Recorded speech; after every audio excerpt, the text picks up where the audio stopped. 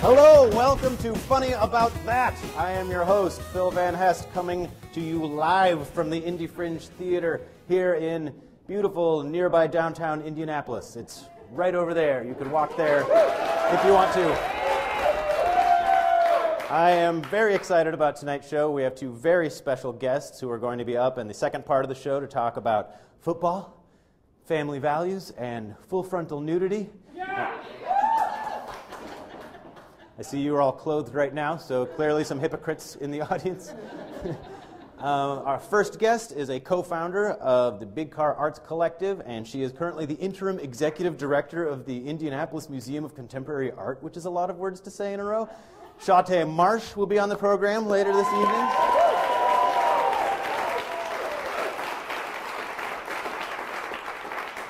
And not to be outdone, from the Susan G. Komen Tissue Bank, from the IU Simon Cancer Research Center, which is another spew of words to get out, ladies and gentlemen. Kathy Ridley is in the building tonight.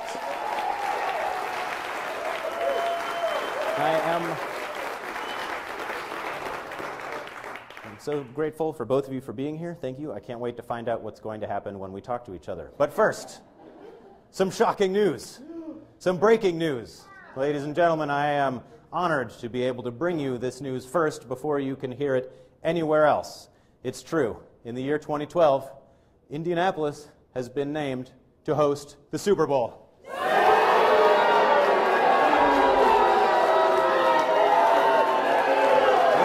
all right.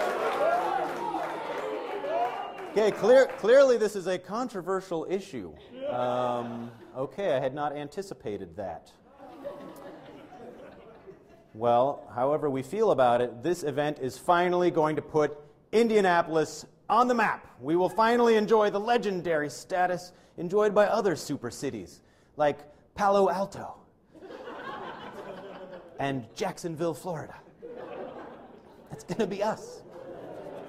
Of course, we've all known about this for a long time. We have all been sitting in traffic, watching the road crews about town as they feverishly repave every piece of cement in the Tri-County area with the same kind of intensity that is usually reserved for a small Micronesian island that is anxiously awaiting a visit from its leader. Local breweries have expanded their production capacities to beyond capacity, and to deal with the excess of water waste that is expected to come from the tourists and the fans and their hotels and the stadium itself, the Speedway is being converted into a giant toilet.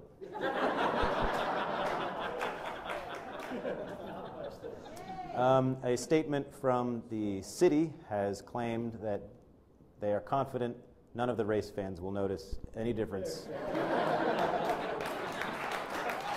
of any kind. And still, even with the addition of the soon-to-be renamed Speed Bowl, a lot of overflow is still expected. And in response, Indianapolis, Johnny on the Spot, is going to expand the popular Adopt a Highway program. So now businesses may also adopt a sewage overflow. I can think of a few I'd like to suggest to this process too. 8,000 people have volunteered to stand around downtown in February during the big weekend to help out-of-towners. And I believe their main challenge is going to be coming up with an answer to the question, so what else is there to do around here? Our hearts go out to them.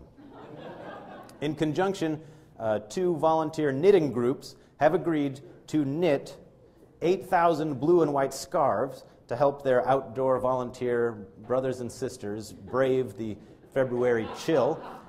Unfortunately, due to a small miscommunication, the volunteer knitters have accidentally knitted one 8,000-foot-long scarf.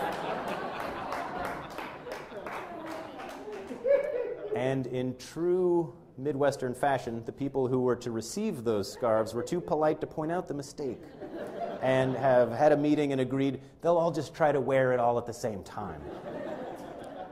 If they pull that off, this will successfully break 3 world records. World's longest scarf, world's biggest group of people wearing a scarf simultaneously, and the world's biggest example of counterproductive politeness.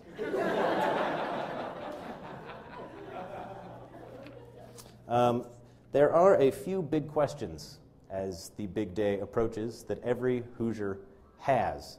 And one of the big debates going on around town is, will local residents be allowed to vote on who wins the game?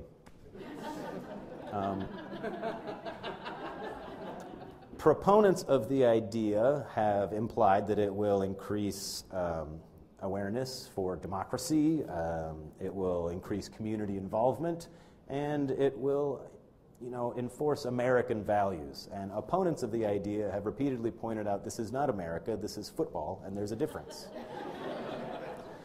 The proponents were undeterred and had a vote anyway. It turns out that the Indianapolis Colts have already won. They have already won, and then they held a vote to decide how exciting the game was, with the result, very. The game was very exciting.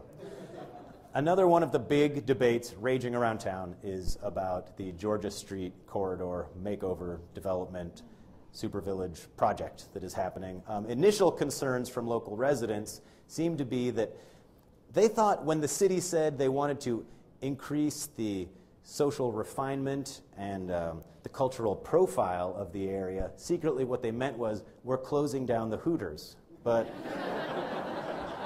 city officials have assured them that no such thing is going to happen. Mayor Ballard especially managed to get a wing out of his mouth long enough to... We love you, Mayor Ballard, for a little while longer.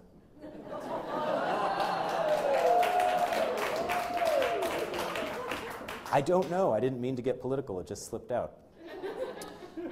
There was also plans to rename Georgia Street, but those plans were scrapped in late September when the best names city officials could come up with to rename Georgia Street were Peyton's Place, Manning's Neck Memorial Avenue, and Hootertown USA Boulevard.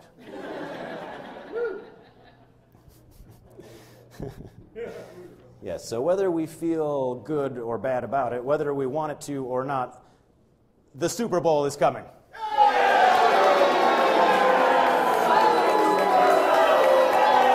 I understand. There are many conflicting points of view. There are many confusing noises that happen when people are so passionate about an issue. But whether we like it or not, it's on its way. Hey, there's some bright sides. Many economic boons are expected, including the development of many side economies, such as gambling, and not just gambling about who will win or who will lose or what the point spread will be. I myself have already wagered a lot of money betting on how much time sportscasters are going to spend reminding the viewers that Indianapolis, it's where the Indianapolis 500 is held. But the large influx of tourists and fans will provide some unique financial opportunities to local residents, like renting out their houses or vaginas.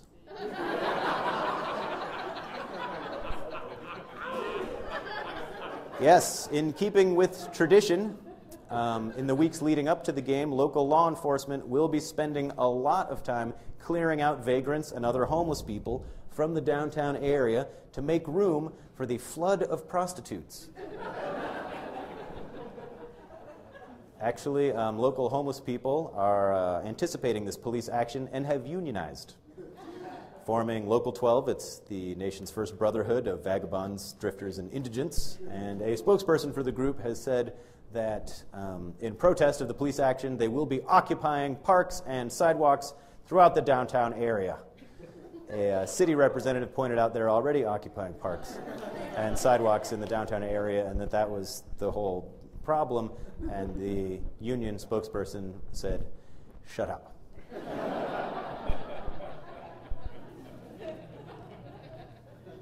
Prostitutes and their pimps have been a huge part of large sporting events, both on and off the field. The Toronto Star has reported that there's no doubt prostitution takes place during the big game. But hyperbole, more often than not, tends to outstrip reality. Fun choice of words. And This outstripped hyperbole was probably demonstrated best last November before the game in Dallas, when Dallas Police Sergeant Louis Fellini told the National Prostitution Diversion Conference that they were expecting between 50 and 100,000 sex workers to invade Dallas during the big game.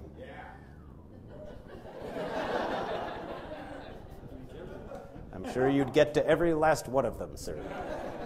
Now, clearly those numbers are exaggerated, and more importantly, what is the National Prostitute Diversion Conference, and what was Sergeant Fellini doing there?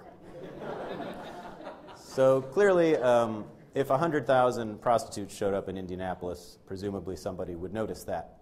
But we're not expecting those kinds of numbers. We are expecting a nice, polite, and manageable 10,000 sex workers to arrive in the city in the weeks leading up to the game, attracted by the smell of testosterone and the expendable cash of men so passionately devoted to the observation of a game they have left no time in their lives to cultivate actual emotional relationships. So if you are renting out your house to a fan, maybe put some plastic sheeting on the everything. Yeah, don't get that 3 mil crap. Go get the 11. Get the industrial grade. That face paint will melt through most plastics if it's on there for long enough, and it will be. Now, not all locals are morally outraged by the pending influx of motivated professionals. In fact, one enterprising historic museum has started advertising hooker safaris.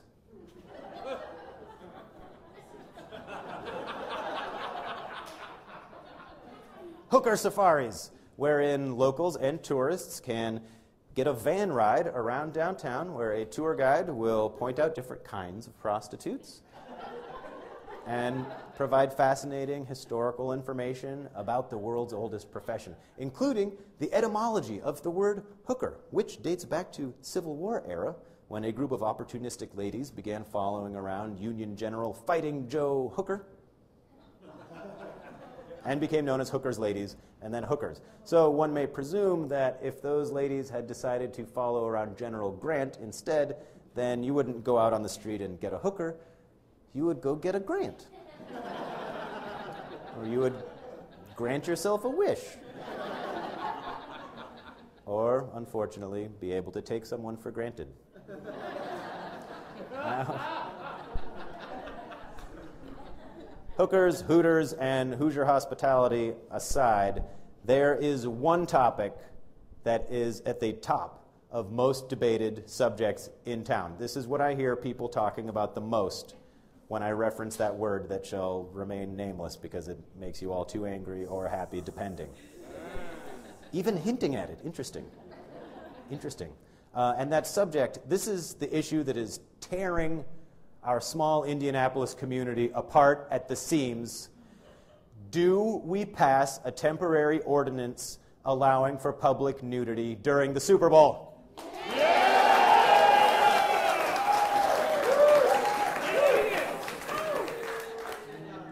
There's a little more consensus about that. It is a controversial idea, and it does raise many questions. First and foremost, Phil, have you been here during a winter yet? No, I haven't. And I understand we are expecting a bit of a chill soon that is going to last through February. But although I have never been to a football game in my life, I have seen them on TV.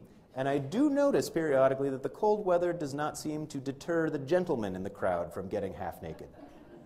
Unless that paint is more insular than it looks, although usually the half-naked guys are the girthier fellas, the more padded, the more subcutaneously endowed men in the stands, shall we say. And I'm sure that up until now, most women have been content to sit back and let the boys have all the fun. But this year is different. Yes, it is. As you know, the NFL and the Super Committee of this season have partnered with many local organizations and businesses and one among them is the Komen Tissue Bank, which is the world's only known breast tissue bank. So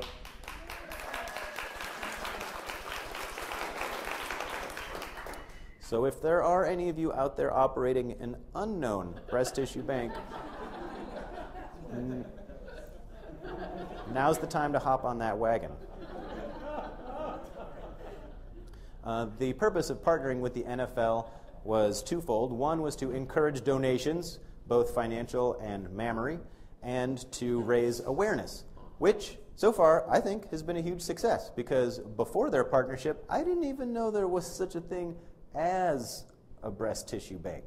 And while I have written many jokes and then unwritten many jokes about the kind of interest a deposit in such a bank might accrue, I am sure that a cure for cancer would be of interest to all of us. And the NFL has been, and football in general, has been a huge supporter of breasts for decades, featuring them regularly on the sidelines of every game and in every beer commercial. But it is time for the NFL to take their love of breasts to the next level. I am tonight proposing that we all begin advocating a temporary city ordinance that will allow women to be topless at the Super Bowl.